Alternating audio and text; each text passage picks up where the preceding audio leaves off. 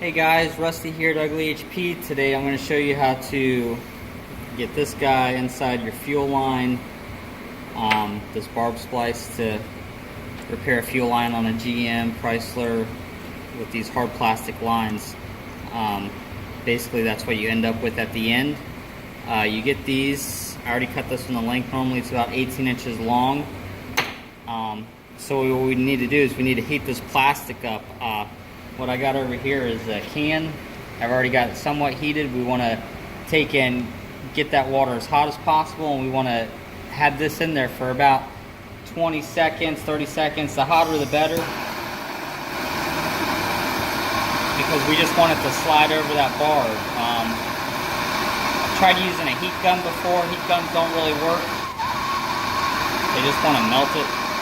This just softens the plastic up. And I'm showing you guys outside the truck because it's a little bit harder to do the fuel line on the truck, so kind of trying to give you guys the basis on half of it, and you can figure out the other half without trying to burn yourself. So I'm just keeping the water, bubbling, so it softens that plastic up, because you have to do it real fast. The longer the better. Give it another couple seconds.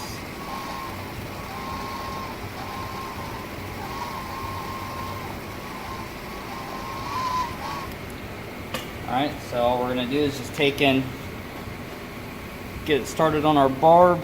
I'm going to use this to hold on, and we're just going to push it down.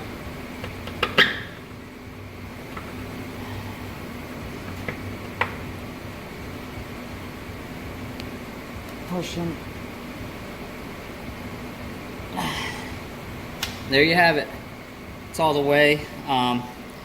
Even if you get it about to there, it'll still seal up, but I like to go all the way on mine.